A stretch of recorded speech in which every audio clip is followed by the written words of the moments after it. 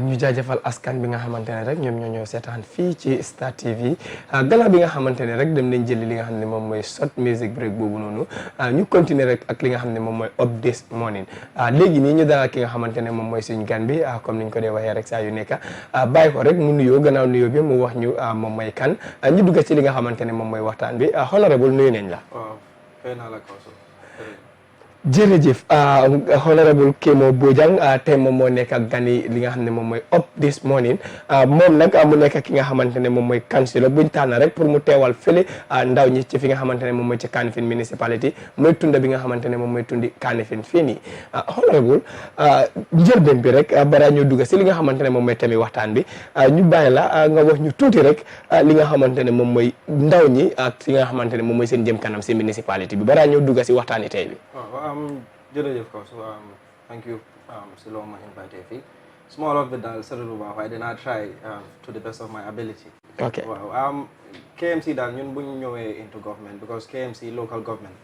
government yi boppam la mi nga xam ne dafa nekk fii pour joxe service delivery government which is a local government authority. ñun bu ñu ñëwee si wàllum ndaw yi lu ñu def mooy ne ñu ngi make sure ne ñu ndaw ñi ak the municipality am nañ a very good rapport.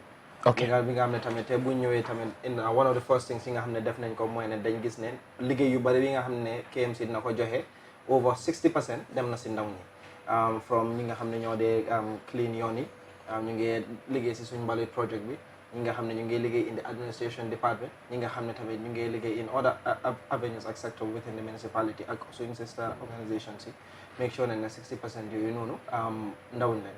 the second thing lu ñu def mooy ne gis nañ ne ndaw ñi KMC yu bari duñ mun a jox ñëpp liggéey. ok si nekkee ne am nga sa project bi nga xam ne gis nañ ne it's a sustainable project yi nga xam ne suñ ci dugalee xaalis dinañu indil njëriñ ak municipality bi yëpp gis na def nañ loolu tamit benn bi mooy comme ñu nekk di defar karkar yi ak di use karkar yi pour defar ay dustbin. ñooñu si suma wood lañ jógee sa Bakaw buñ demee round ñu gis ne ñu ngi def something mi nga xam ne is very close to sustainable development goals which are the SDGs. ñu ñëw mit gaay jox nañ gaay $3 million si project. ok li nga xam ne dañoo defar ay dustbins from recyclable materials car tires then ñu mën a use loolu si municipality bi loolu tamit ñu ngi provide 50 liggéey pour yeneen ndaw ñi tam. ñaari mbir ñoo si nekk njëlbeen bi li nga xamante ne moom mooy tires di tànki moto yi nga xamante ne yu yaaxu la jamono boobu lañ daan gis ñu ko daan sànni yooyu di fa bari mu nekk benn mbir bi nga xam ne dafa am lu moo jëf ak lu ñu wër angale di ko wax environment waaye ñu gis tamit ñaareeli pàcc bi nga xam ne am na si mooy dafa mel ni mu ngi asi tamit li nga xam ne moom mooy xëy su mu ngi wàññi li nga xamante ne moom mooy unemployment bi technically was it a coincidence wala dafa nekk li nga xamante ne xoolee noonu instead sa ñetti fànn la nekk di ok bu ñu ko doon xool loolu moo tax ma ne sustainable project mi nga xam ne dina indi njëriñ benn bi is recycling mu ngi wàññi mu ngi wàññi waste which is waste management boobu mooy benn bi second bi is health mi nga xam ne mu ngi wàññi jàngoro yi nga xam ne mën nañ ci defee thirdly is youth empowerment ak employment ok so ñette yi lañ xool ñu gis ne these are projects yi nga xam ne mun nañ siy dugal suñu xaalis dinañu indil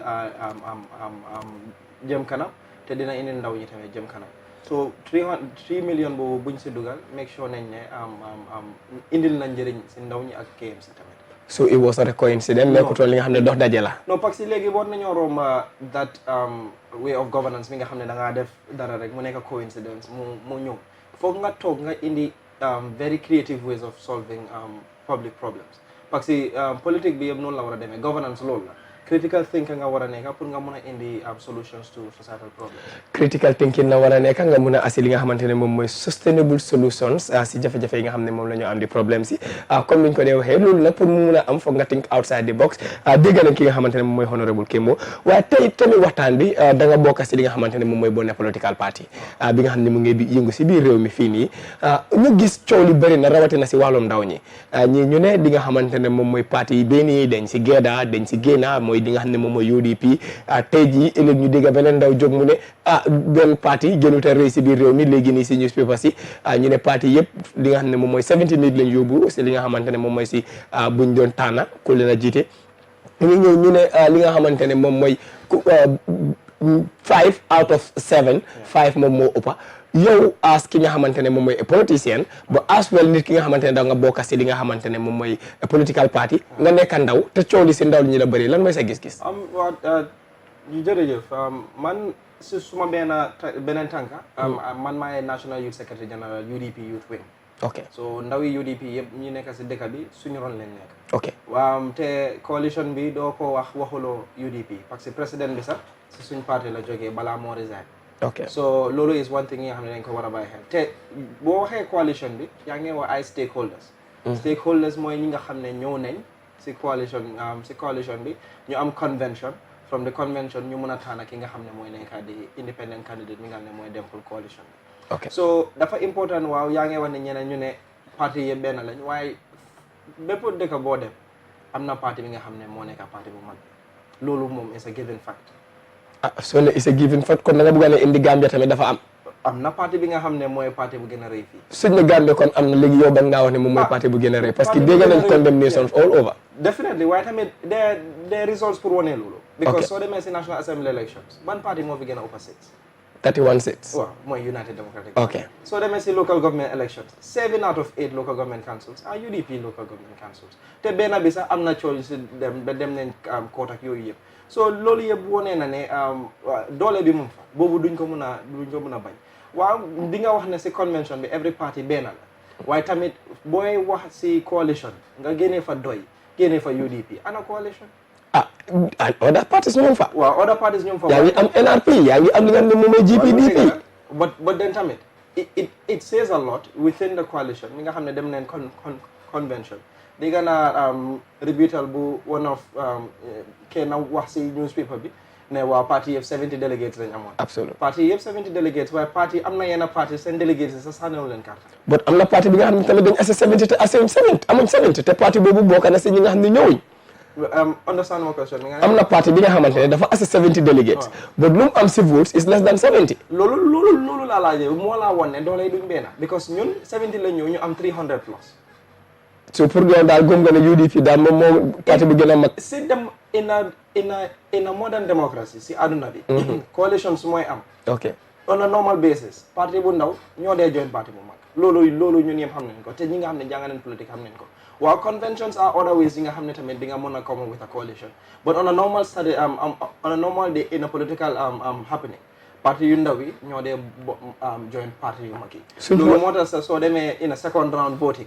ñi xam ne ñoo dem first ak second yenn ñi ñoo dem foofu laa bëgg a ñëwee parce que loolu lu ko dee waral mooy façon ngi élection bu ñooñu dee am moo leen dee permettre pour ñu war a mun a def loolu unfortunately anyone nañ ko gisee si biir réew mi ñun suñ façon ngi élection buñ am raw gàddu la so su fekkee ne first past the poll first past the poll so raw gàddu moom it doesn't matter mun nañoo taxaw te justification bañ asi mun nañ ko sukkandiku. non loolu moo tax ma ne la ne dafa depend si type of system boo use but even sa si nga xam ne in a first past the poll case di nga gis ne parti yu ndaw bi mun nañoo ba loolu gis nañ ko fi so óoluwul sa boppa si past election si am na fi waaw parti yu ndaw bi boole ñoon GMC mosoon naa am ngay join ne noon UDP fii 2011 yes loolu taxut ne ñu dem convention waaw so dafa depend rek si waxtaan bi but on a normal day parti yu ndaw yi ñoo dee join parti yu mag waaye loolu yëpp sa romb na léegi ñu wax si li nga xam ne moo xewoon am si State House bi few days absolutely on Friday I think waaw loolu tax na wax bi bari na si dëkk bi yes ñu mun nañoo wax ne waaye man dama believe ne coalition nekkut ay individual ñoo ko foofu ok soo ne nekkut ay individual mun nga ñoo explain foofu because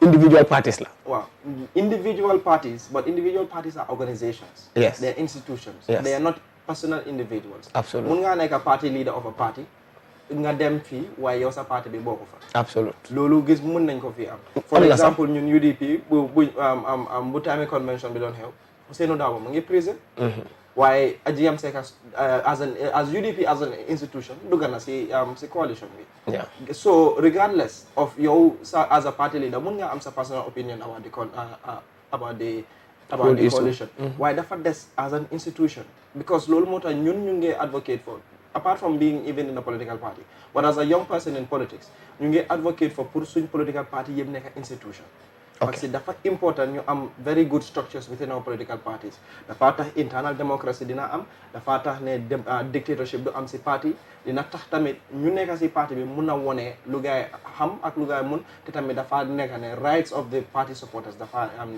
dañ ko respect but Kemo soo waxee loolu noonu mun nañ see pin li nga xamante ne moom mooy UDP parce que tey jii su ñëwee nga ne parti si dafa war a nekk li nga xam ne moom mooy institution te su nekkee institution mooy mbir mi nga xamante ne nekkul benn nit mooy xëy dogal tey jii am na ñi nga xamante ne ñoom ñoo puusoon li nga xamante ne moom mooy coalition bi ñu dem ba si biir te UDP ñu ngi gis ñu ngi beru nangoo ñoo dem si Friday meeting bi last meeting bi nga xamante ne ñu ngi ko amoon at Cllr bu ñu demee ba ñu ne ñu sign di MOU before ñu review ñu ne ñu review ba pare ñu sign gis nañ UDP ñu géeda ñu génn foofu noonu loolu tamit because ñun loolu moo tax ma ne la internal democracy dafa war a am ok njiit si parti rek warut a make decision pour supporter sa ñun at the United Democratic Party loolu lañ believe ne duñ mën a dem ba si convention bi ñun ñu toog rek ñu ne waaw ñun lii lañ bëgg ñu def ko foog ñu delluwaat ñu dem si suñ nit ñi waxtaan ak gars yi moo tax ma ne institutions ak structures dafa war a am every constituency da nga fa war a am a structure nga waxtaan ak sa nit yi UDP lu mu waxoon dafa simple dañ ne ñu dellu waxtaan ak nit yi balaa ñoo def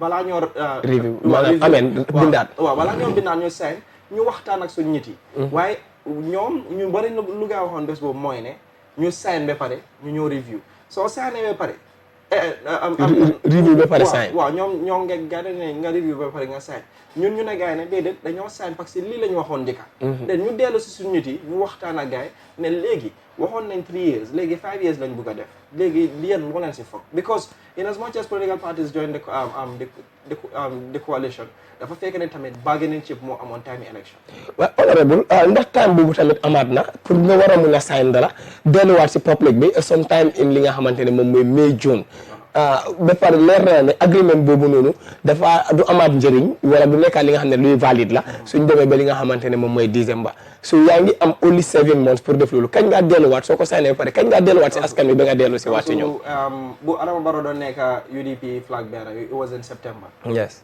kañ leen def convention for coalition November kañ leen dem campaign November kañ leen ñëw mu win election December 3 months 4 months mu def ko so 7 months loolu nekkul excuse non déedéet this different man loolu laa gëm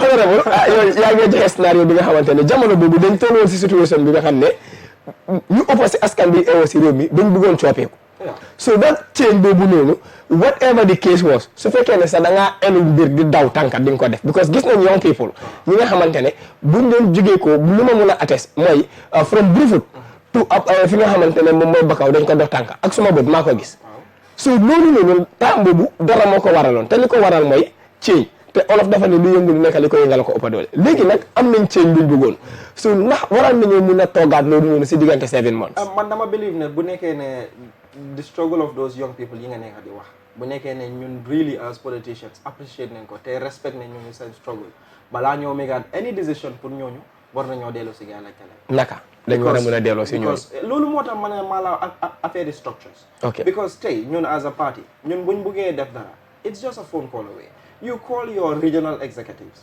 in every region 7 region la Gambia nga woo gars ne weekend because ñun def nañ fi ay congress li nga xam ne si weekend lañ ko def as a party all over the country ñu ñëw am suñu benn national congress loolu def mooy waaye lu moo tax because party yu bari amuñ structures within the country so dina difficult waaye ñun as a party loolu looy def mooy da ngaa call sa regional executive so that honorable yaa ngi wax ne am na parti yi nga xamante ne amuñ regional structures am na parti yi nga xam ne tey amuñ baat si dëkk bi in as much as amuñ baat mooy ne amuñ ñett loolu waaye loolu is good tamit because dafa mu ngi yokk political pluralism mooy ne ku nekk mun naa dugga si political field bi waaye ku amul kaddu warta mun a dugga waaye loolu tam moo tax ñu ngi ibi bunta yi pour ñëpp mun a dugga nga def li nga mun waaye gis nañ ne dëgga am nañ ñeen a kay dañ nekka fi di jël space maanaam they are just filling the positions definitely loolu suma benn lecturer in political science class moo leen di woowee briefcase politicians absolutely gars seen office bi yëpp si gars seen briefcase bi la nekk so pour ñu daal pour ñu mun a delluwaat si mbooloo mi dafa jafe waaw waaye for example ñun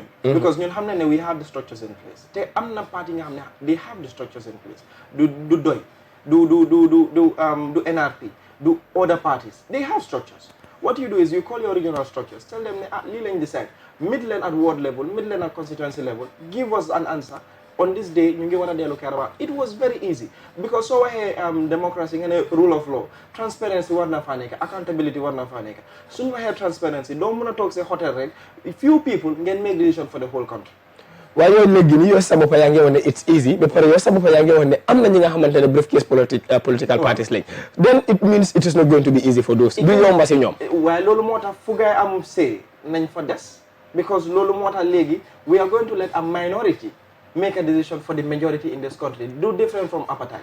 No, do am benn difference comme yow la wax waaye léegi ni suñ sukkandikoo si newspaper bi it means ne majority bi decided for 5 years parce que statistics bi ñu joxe mooy ne li nga xamante ne moom mooy 2016 December gannaaw bu carte yi jeexee li nga xamante ne moom mooy coalition bi yëpp luñ am mooy li nga xamante ne moom mooy 43% lu tomba tuuti so dafa mel ni soo génnee 43 yaa ngi am li nga xamante ne moom mooy 72% plus waaye déedéet non yaa ngi am li nga xam ne mooy 57% plus waaye lu ma la nekk di wax waaye yow sa wax nga fii ne ñit yi dañ bëggoon change yes and people would have even gone for change even bu nekkee ne 1 year lañ wax. That's true. So regardless of 5 years or 3 years, Lolo was a given. People are still going to vote for change. Man, Nikon couldn't wax lolo. Luma buwan hall moy ne. Ñu votal GDC ak ñu votal coalition. Ñu open ñu votal Yaya Jammeh or APRC. Moy woné ne ñit yi bëggon nañu change. That was going to be the correct binary mi nga xamne mënon nako create fofu noonu. Why don't I wax ne rek ne because people voted for APRC and GDC, it means they voted against 3 years. Lulu does not make any sense to me. No, it doesn't make any sense. But when it comes to the figures, it makes sense when it comes to the number of votes. Because GDC campaigned for 5 years. A number of votes for change. No, yes. The feeling never hold the number of votes for change. You hold the number of votes that voted for a tenure of office. Okay. And then GDC went in for 5 years. Yeah. APRC went in for 5 years. Yeah. So wherein so APRC and GDC, yange am li nga xamantene mom moy the bigger votes comme mom non ko calculate. Man, I think we are making a big problem out of this 3 years thing as a country. Man, I think man buñ waxe constitution bi is very clear and is very 5 years now. No, mënu ta wessu 5 years. Wow. And no, luma mean moy ne a term of office is 5 years. Wow. The IEC gave President Barrow the mandate for 5 years. Absolutely. Right? Lolu mom is clear. Ñepp xam nañ ko. But I think what we fail to understand is that ñi nga xamne because man as a political I am neutral when it comes to this 3 years and 5 years thing. Okay. But I am looking at it from an analytic point of view. Okay. When you hear 3 years B, what they are trying to do is they are trying to test democracy in Gambia. And I think it's very necessary to test.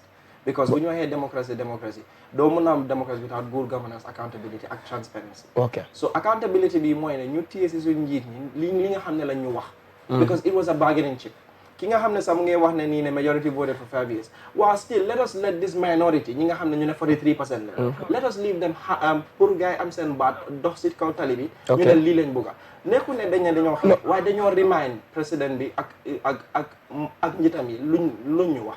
Waaw, okay, remind bi ayut but luñ nekk di wax mooy ne anam bi nga xamante ne moom lañ ko defee bi léegi opération 3 years ñu wax nit ñi ne anam bii nii lañ ko defee and that will be very difficult for people parce que tey ji comme niñ ko dee waxee rek ñu ne ko ndébin récemment boo séenee lu ñuul daw ñun dafa am fuñ jógee so fuñ nekk ni suñ waree ragalaat ne amaan na ndaw ñi suñ génnee taxaw si tali bi wala population ni Gambia mbooloo mi génn taxaw si kaw tali bi dina cause li nga xam ne moom mooy traffic obstruction dina delay li nga xam ne moom mooy dem ak ñëw bi li nga xam ne moom mooy wàllum jënd ak jaay dina waste time safety kaaraange nit ñi kenn xamul fu moo dem so those are issues yi nga xamante ne réew mi dañ si am lu leen soxal léegi nii 3 years opération bi ba léegi mënuñoo wax nit ñi ne nii lañ fas indi pour defalee ko lii mooy suñu rule of engagement. I think loolu yëpp there are things li nga xam ne loolu moo tax ñu ngi wax ne Gambia fii jaaga nañ di fi am demonstration comme noo ko waxee te daf they always end in a bad way. moo tax ñu ragal loolu demonstration moom musuta end in a bad way ba security apparatus dugal si seen loxo. lu tax nga wax loolu. because gis nañ fi du April 10-11 even sabalaa loolu du 1981. du April 10-11 du bread and butter strike even in the colonial era. du nekkul April 14 nekkul April 16 du occupy Brikama area council du di Kanilai incident. waaw du Kanilai incident. bu ñu bàyyee nit yi ñu am seen right of assembly and right of freedom of speech walaay kaw su duñu am problème bi because gis nañ fi dëkk yi nga xam ne ñooñu ëppa ñit def nañ ay demonstration Hong Kong ñu ngi jógee demonstration yàggul non but am nañ yoon ñu si Gambie ñun amuñ yoon loo miin amuñ yoon amuñ tali yi nga am tey jii suñ obstructé one point dafa restrict the whole traffic flow. Man, I think we should look at a greater living than just traffic. No économie wàllum jënd ak jaay dafa taxaw. non jënd ak jaay bi tam dafa loolu moo tax dafa important suñ nekk comme ñuy dugal permit loolu moo tax government bi warul fa nekk di leen reject or di leen approve. What they are supposed to do is that is supposed to be a notification to the security forces. Nga gis security bi nekk foofu ñu coordinate ko. Xam nga fii I think loolu lañ dee lose focus of or loolu lañ dee use an eye of ne government bi or security apparatus dafa war a nekk as an umpire mooy as a referee per se. nekk foofu make sure ne ñii lu ngay wax def nañ ko te at this time there's no problem in people coming out and showing their dissatisfaction to a system. If it is peaceful, no problem. This is why the state needs to be there to make sure it's peaceful. But you don't use force against people. Why would the state send people to go and sit on national television and threaten people? No, but that is meant for dialogue. No. What is the name? If you need people for dialogue, you go and meet them. And especially as the state. Man, I expect, because one medium, one medium of meeting the people is the national television. But you don't say those words you say on TV. Whether the words are motivational. Like you don't go to a meeting, especially in a place like Dekama, and threaten people that you're going to pour hot water on them, especially as a minister. No, but you like your hand no water can no, but lolo nyanani hamunko. No, there is no pressure like those are just compressed water. In the first place. Before you threaten people, you engage them in dialogue. Thank you. And then that is the point. More than you have probably mistake you see the dialogue on the national television. National television invite guy you know you nga toga guy and dialogue. Why you kena do muna to nga o ko dialogue ñaari ñi tako am du nekkul ben ñet. Wow, absolutely bobu dina ci and ak yow suñu dialogue mom fogg mu nekk ak the stakeholders, the concerned parties need to come on board. And I think tamit comme lo wat 3 years Jotna fogg tamit ñu gëné plan wax ñiti tamit naka lañ bëgga défé sen level bi. Ni ñi baña ragal. Wow, because among a time there are things going around, but ñoo leen génn wax ñetti ne boobu du seen boss, and they were very terrifying. Because man sa boobu agree naa ne bu ma readee woon loolu I was like, this is not going to be. But loolu la nit ñi di ragal because already gis nañ fi protest yi nga xamante ne they were meant to be peaceful and they turned violent, not because the security apparatus intervened, but because dafa am ñu si bokka te waruñ see bokka. Why man I like to make an example of April 14, for example. Solo Sandeng and his group came on Westfield. They didn't harm anybody. Wow. They were just saying what they wanted to say. The next minute we see the security apparatus attack them. What happened? It led to loss of life. Yep. This is April 10, 11. The students were on. They were the students who live in Hewan. The state gain na waxtana students because engage on nañ prior to the protest. Wow. duñu aga fuñu agon. Gis nañ fi April 16. Ousseynou Dawo and co gain fi ne dañoo laaj for solo sa next body dead or alive. The next minute we see live ammunition being used. Yeah.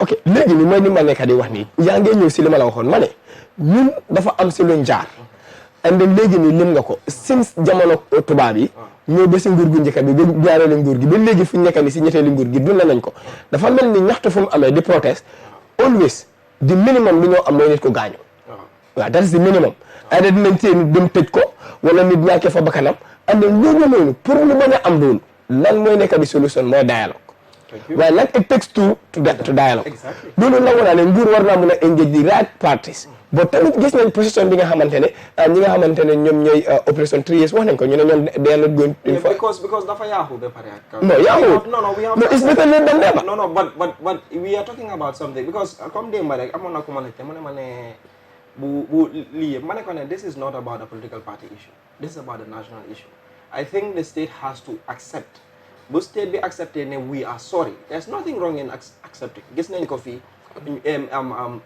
in very bigger countries the state accepts when they are wrong. No, but it's normal. Exactly, it's normal. But in some case, it's very abnormal. No, Gambia, of course, recently accepted when we are wrong by just wrongly pronouncing somebody's name. We are wrong, but then no, that is bilateralism. That what is coming in is more than what is going. I mean, so put it on that it wasn't because we wanted to accept that we are wrong, but because we are looking at the financial gains. We have problems with the people of the Republic of China. Let's look at the impact. Teji suñ génnee li nga xam ne moom mooy nguur gi review bi nga xam ne am nañ ko nangutoo lañ wax stakeholders 5 of the stakeholders agree nañ probably it is for the interest of peace 2 of the stakeholders gisaguñ seen because ñun for example man dinaa wax surtout UDP. Okay. Démb rek génnee nañ statement we were not informed. What do you mean by we were not informed? We didn't know as a meeting as a stakeholder. Exactly. And so this is official? Yeah, and actually, I just want to talk about the coalition as a whole. I mean, I think a lot of coalition points were thrown into the dustbin a long time ago. No, but people will tell you UDP empowered that. No. Okay. No. The case, what I'm saying here is, ñun buñ nekkee government, we made sure ne anything we have the coalition bi dañ ko si agree, we were there. Te du si meeting yi, du nekkul si appointments of principals in the executive, do anything. Loolu moo tax ñun sax bi nga xam ne daaxoon nañ our principals in the executive, we were waiting ndax dinañu woo wax ñu ne andiwaat leen ñetti ñett from your party nga xam ne dinañ fiil ñu seen positions. Let's look at this. That was not the first time mu xew. But then loolu moo tax, but when PPP lost a principal, Musa Drame came in from PPP. So you that you conclude that Musa is PPP? Musa did, but Council, we were there when the coalition. We know we have been under these old men for a very long time. We know them. We know the parties they come from. GMC. Wow. Who came? GMC. No. I might not be sure because someone said GMC. Did you see at the meeting?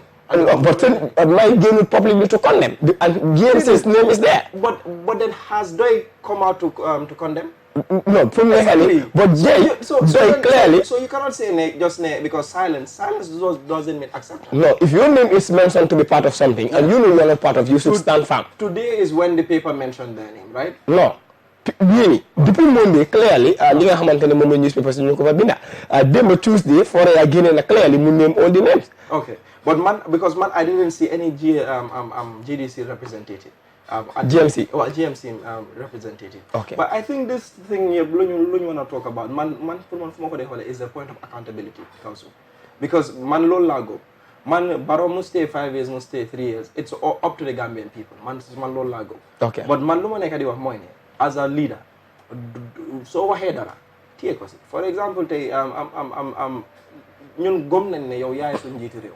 So waxee ne man 3 years like that. Defal 3 years. If you want to move from 3 years to 5, come back to the people. No, but fofu lañ nekk di wax moo tax ñu ne fofu expectoon nañ the party like UDP to support President Adama Barrow on that because ñoom at one point in time ñoom ñoo yaaxa li nga xamante ne moom mooy coow loolu yëpp based on li nga xamante ne moom mooy li xew because su parti leader waxee mais su fekkee ne nit forcé la nit like let's get the record straight mu ne képp ki nga xamante ne génn si nga forcé Président Adama Barrow pour mu wàcca 3 years daf laa yóbbu si kanami àttekaay di koot te Ousainou Darboe ba ëllëg moom foofu la taxaw. donc li war a tax ba léegi ñu ngi gis too much pressure coming from the Operation 3 years Jotna. Operation 3 years Jotna are individual citizens like Ousainou Darboe who have an opinion. but nañ def an action su boobaa then probably su fekkee Ousainou Darboe. déedéet moom lu mu wax mooy ne suñ ko forcé bem resign dina yóbbu ñett ko. suñ ko forcé pour mu resign waxul suñ ko forcé bem resign. if anybody forces.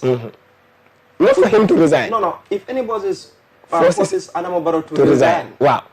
Léegi nañ xaar ba force am. but the force is already existing. But then you don't expect him to put the cart before the horse. so pour yow daal dafa war a xaar ba mu wàcca. because da ngaa yóbbu nit koot fekk mu def dara. waaye su defee dara noo ko yóbbee koot. okay let's look at the legalities because léegi. léegi right now people are just reminding Adama Barrow of his own words. yes. this is the fact. let's look at the legalities.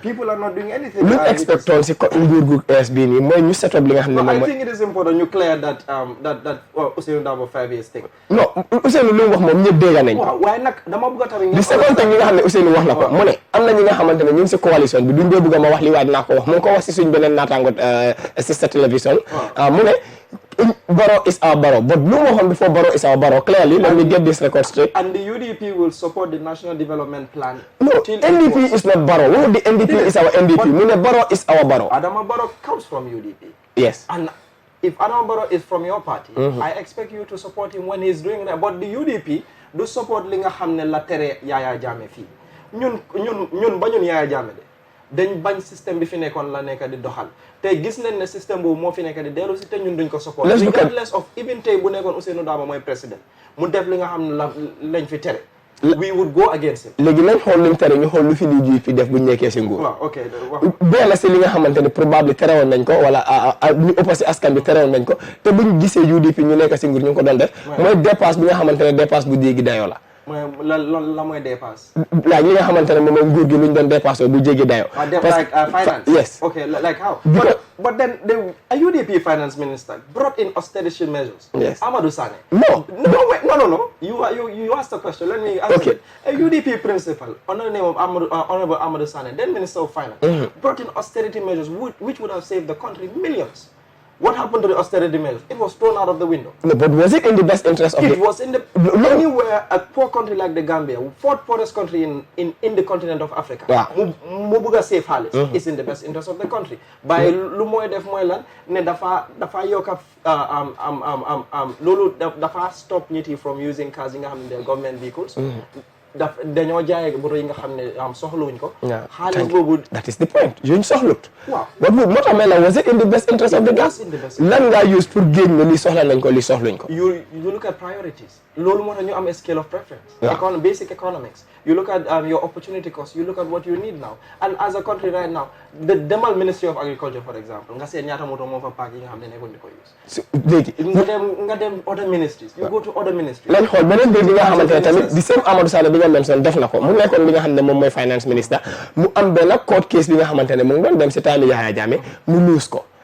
ak whatever the case is su nekkee ministre sa expecté nañ mu dem ak ngéej li nga xam ne moom mooy court of appeal waaye du joxe autorité pour ñu fay xaalis te joxe na autorité te buñ ko laajtee mu ne ñu ko jox mooy li nga xam ne moom mooy lawyer bi. I don't understand because the issue of Amadou Saleh and social security.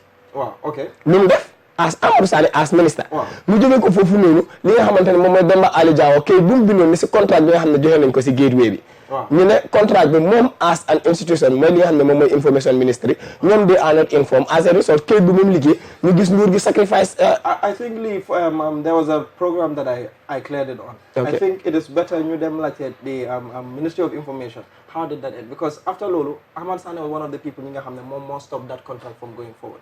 No, but why should you give a contract without involving the right stakeholders? So that was a communication between the Ministry of Information and the Minister because Bobo Bernard Kate more fair. It's important you get the whole conversation. We make or we preempt without getting the full information. But access to information is a problem. This is why we have to go back to why we fought Yahya Jammeh out of this country. Because we have data security problem. Absolutely. Access to information problem. People do not have the right to even go and ask for information from basic from the Bureau of Statistics, for example, or even government offices. And these are all things that we have never.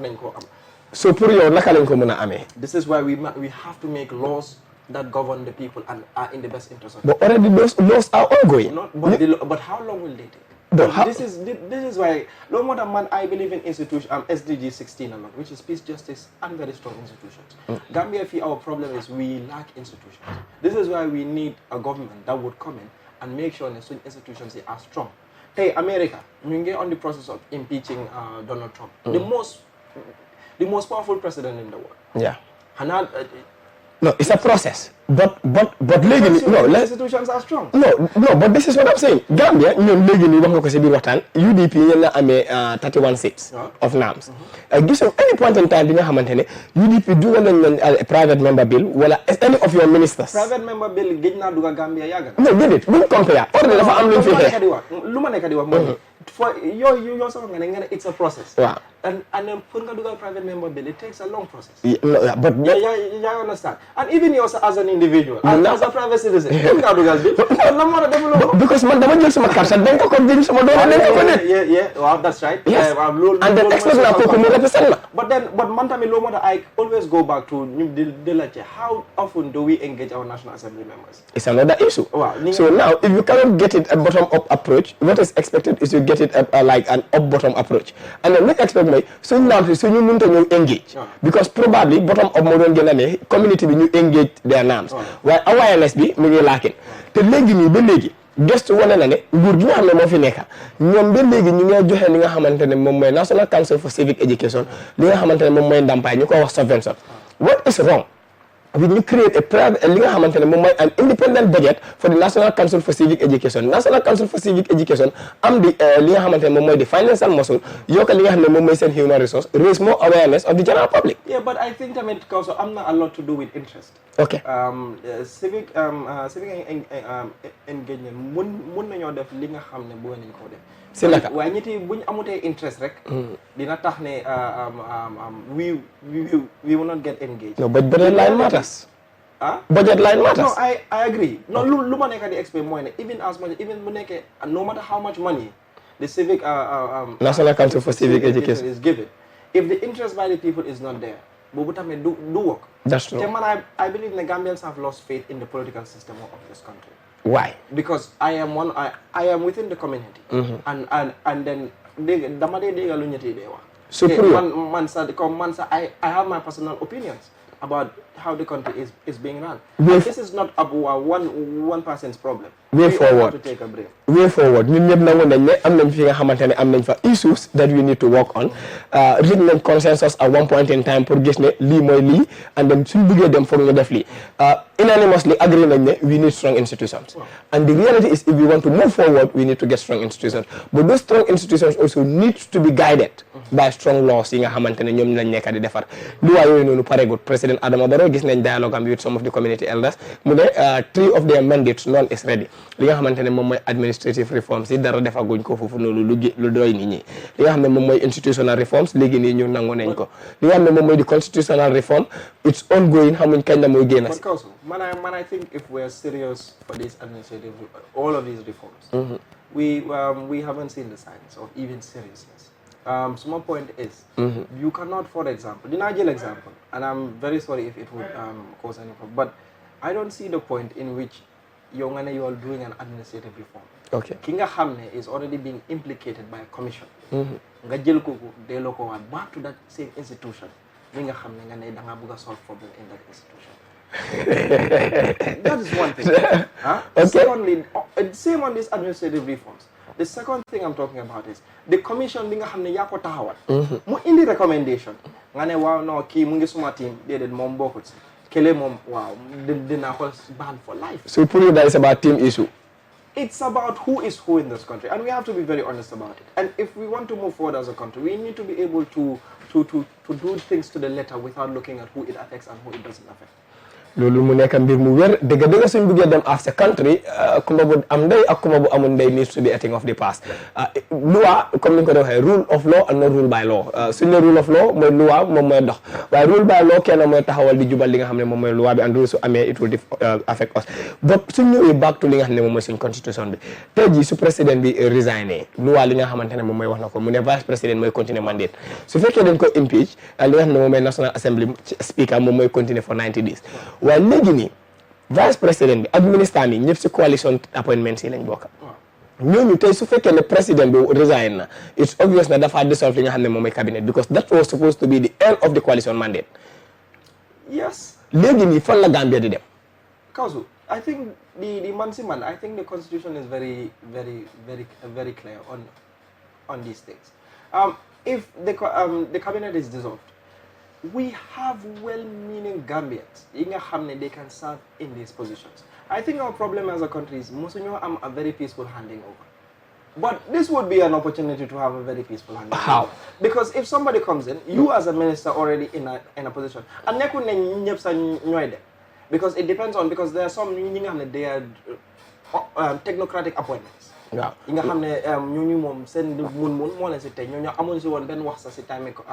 But part of the cabinet. And legi fum nek that cabinet mo wara dem because cabinet bi dafa am mandate. But then the point that I am trying to put across is comme lolu madam ma dore ko from the beginning ne coalition bi amna yu bari nga xamne yahu won na bala ñu ago fi. Absolutely. So yoyu yep su nekké ne we didn't pay attention to yoyu. Ñu ñëw to this point legi ñu pay attention to this. Legi why should it be that all of those people need to resign? Man, I think the buck stops with the head of state.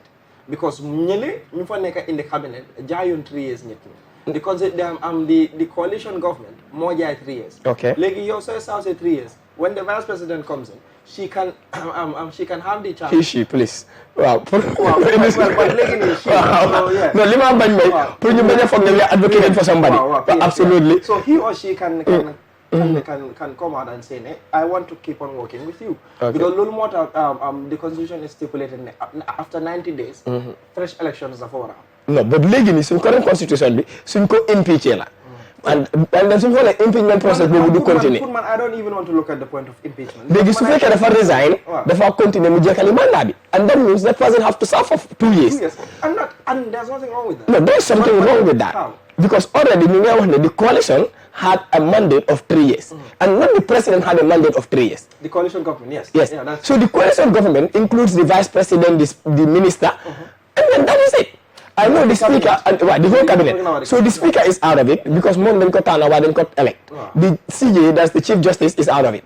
Waaye ñi nga xam ne ñoom ñooy the cabinet includes the vice president and the minister and the president. So léegi nii su fekkee ñooñu they had a mandate of 3 years, we are saying technically the whole cabinet has to go. No, cabinet would dissolve. It doesn't mean that. Well, I guess nañ fi countries yi nga xam ne they put the government on lockdown. Waaw, but they find solutions. Just for example, in America, in England, a few weeks ago, Boris Johnson dafa live in cabinet, parliament. He shut down parliament. Did it stop the country from moving on? No, because parliament is one arm. But I want us to understand something. Most of these ministers are just their representatives, in my opinion. The buck stops with the permanent secretaries. These are the real technocrats. Absolutely. So if the minister is out, how many times the president they hold all of these ministerial positions? Doesn't mean that they work because of No, the reality is ministers don't do the work. Exactly. So that's my point. But Gambia, that is where we are looking at. Yes. Let's look at the impact. We need very strong institutions. When you have strong institutions, we won't be even here worrying about all of these things. Because in the point, the institutions would have held the president to account in the first place. But because we don't have those institutions, we have to be creative about them. Man, company from the beginning, man, I really don't have a position when it comes to 3 or 5 years. Absolutely. But man, the head of state needs to let people to express themselves. The Gambia government needs to let people to express themselves.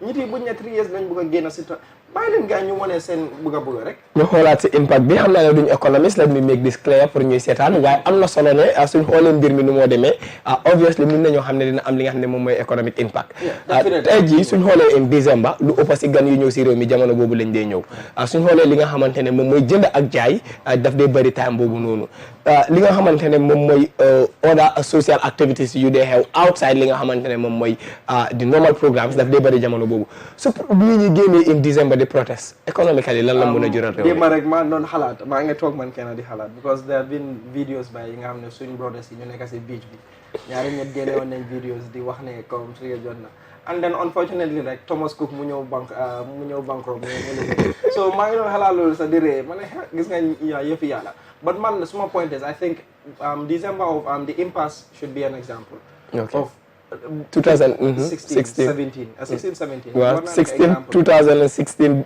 December ak January 2017 nekk an example of practically li nga xam ne would be something we likely to see absolutely waaye man lu ma bëgg a mooy ne moo tax we have to go back to dialogue ñu understand ne the state has made a mistake and they have to accept they have made a mistake and they have to dialogue because dialogue is the best money.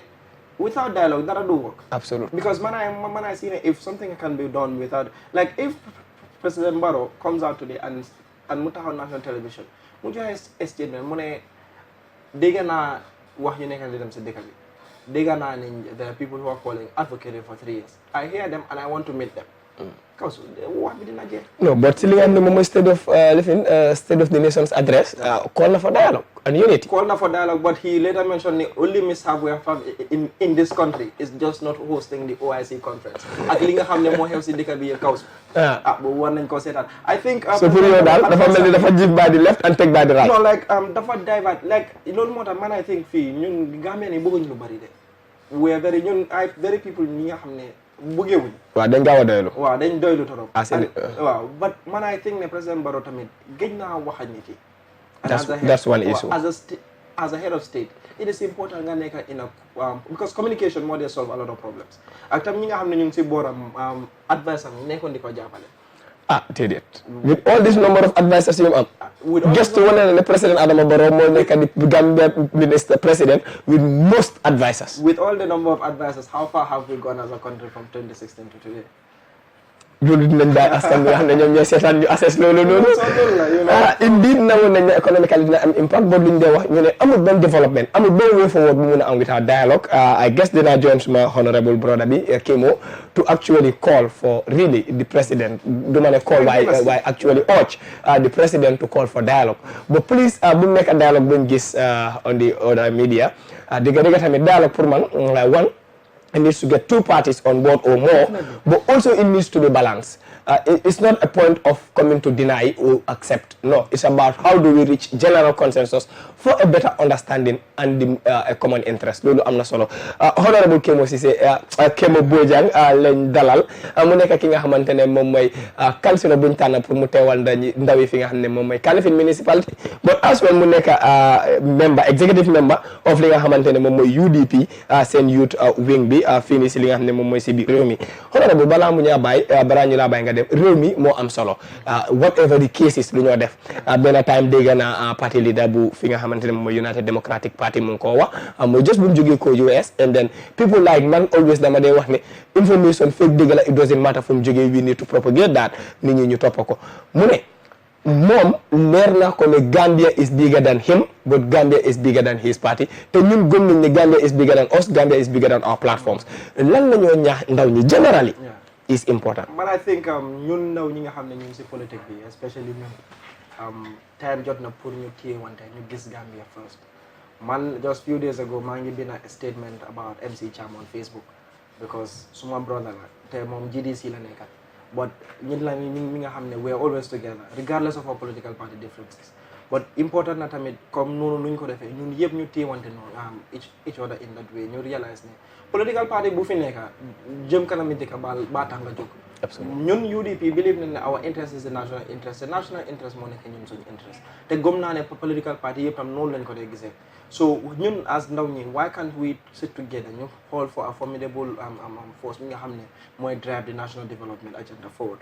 Going further important na tamit ndaw ñi nga xam ne ñu ngi jege the corridors of power ñuy wax power dëgga because authority mooy tax dëkka dem kanam because regardless of yow noo mun a am baat bu nekkee amuloo authority sa gannaaw baat bi rek dara du mun a am so ñi nga xam ne tamit jege nañ the corridors of power ñuy wax ñu fa nekk dëgga bi ñu wax gars how the people are feeling especially the young people important na torop because we make up 64% of the population te any day ndaw ñi lifin rek dafa indi problème yu bari.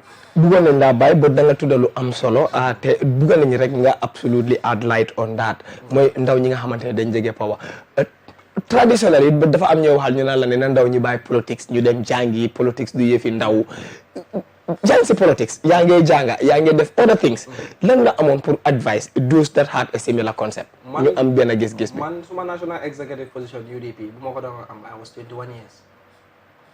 te loolu dama ko am parce que ñu fa nekk ñoo ma ibil bunta bi suñu mag yi parce que ñun dañ believe ne ñu fa nekk tey tooguñu rek nekk fa dañ nekkoon ndaw aga fu gaa nekk tey te joining politics tey so ku ki nga xam ne mu ngi 60 years tey bu mu doon join politics so 30 years ago kon dama woon 30 ndax du absolute so ñun tamit foog ñu dooree fee la but mag yi nañ understand ne mbiri dëkk bi ñun ñëpp a ko bokk te foog ndaw ñi play an active role because we make up majority tey let's say suñ parlement su waroon a fees ak ay maam ñu make loi yi nga xam ne daf ñoo govern for the next 30 years ku nekk 70 years tey foog ma 30 years di nga fi nekk de it's obvious soo ko amee sa 100 nga am boo doo active waaw doo njëriñ sa bopp so loi yi nga xam ne ñu ngi ko defar si dëkk bi or any policy or line of action mi nga xam ne government bi daf koo jël fuck the consent of the youth has to be asked parce que ñun ñooy majority te ñun ñoo fi nekk pour ñoo face the consequences of those laws so important na ndaw ñi take an active role in politics te ñun as a party we can boast ne our national executive nekkul sa youth executive national executive is made of over 50%. Last time we got it was 56% of young people. am nañ fi Mr Tall joxe na kaddu yu mel noonu jigéen ñi ak ndaw ñi UDP nasaxaloñ leen xam naa ne duurante nañ tuuti daala because wax naa ko ne ndax amuñ woon ibsa da ko leen hint ne luwaa yi ñu ngi ko waaj a change and then these are issues yi ñoo ko consider because ñun dañ leen gis ne SDGs yi ak AU's agenda 2063 because ñun gisuñ ne suñ parti bi fii rek la am but we see our party as a global party because soo xoolee chapters yi ñu am léegi suñ party leader mu ngi on tour he has been to over 8 countries in Europe already so everything we are doing ñun dañ si am the global perspective of it ne foog ñu dem in line with the United Nations with the African Union ak tamit ECOWAS It is an informed decision, not an insider hint, comme ni nga xam ne nuñ ko waxee woon rek ak Mr Tall. Honorable ñu jaajëfal la rek si waxtu bi nga xamante ni jël nga ko pour ñëw toog fii ni Star TV ñu waxtaan. Finally, lan nga advice ndaw ñi in the interest of peace. But generally, is UDP youth wing open for dialogue with the president su fekkee oote na? Well, he is the head of state. He is the commander-in-chief of the country. Moom mooy suñ président. So suñu ooyatee why not? Why wouldn't we go and listen to him? But dinañ ko déglu waaye nag des na si lu mu wax si meeting boobu te ñun duñ ko wax ne dañ koo support si lu nekkul dëgg. duñ ko support si lu nekkul dëgg kon it means ne indi suñ oote for dialogue dinañ dem te dinañ déglu ñu ñaax président bi rek spécially advice sa président yi ñu advice président bi to call for dialogue and li ma dee wax rek dialogue bi nañ si involve everybody either those within or outside the coalition. waaw te tamit dama bëggoon a sànni yeneen kaddu rek. wax bi bari na. Especially for the 3 years Jotna thing ne ñun suñ parti bi moo nekk si gannaaw 3 years Jotna ñun bu ñu buggee génna ñu wone suñ dissatisfaction kenn mënu ñoo stop si dëkk bi nekkul ne dañ am doole de waaye dañ am na mas de li nga xam ne ragaluñ ko si teem Yaya Jammeh du Kalama Revolution du April 16 du April 14 tey duñ ko ragal a def so dama bugg a ñetti understand ne UDP any day bi nga xam ne pare nañ pour wane ndax ñu ngi 3 wala ñu ngi fair dinañ génn wax ñit yi ne ñun fii leen taxaw. But as of now ñun suñ parti bi jëlul benn décision ndax ñu ngi 3 years ndax ñu ngi 5 years te ñun amuñ benn loxo si 3 years Jotna but man as a personal individual I respect the right ne respect naa constitution bi mu ne 5 years waaye respect naa tamit right yi ñit yi ne ñu ne dañ bëgg a génn wane seen dissatisfaction waaye as a political party UDP jëlangul benn stand te ñun nekkuñ si gannaaw kenn ne di ko support ne di ko wax ne defal li wala defal li. loolu leer na askan bi nga xamante ne yéen ay seetaan Star TV up this morning la woon ñu jaajëfal honorable Bojang thank you very much moom nag ni ma ko dee waxee rek ndaw bi nga xamante ne la yàgg nañoo liggéey ak moom this is not the first time jaar nañ si yu bëri and then ever since comme ni ma ko dee waxee nekk na nit bi nga xamante ne when it comes to issue suñ dee gis always dañ dee jiital li nga xam ne moom moo ñu bàyyin time boobu noonu we debate we argue but the interest of young people léegi nii we will continue to debate but in the interest of the Gambia thank you very much honorable Bojang jox leen dox daje ba ëllëg ñu continuer si programme si thank you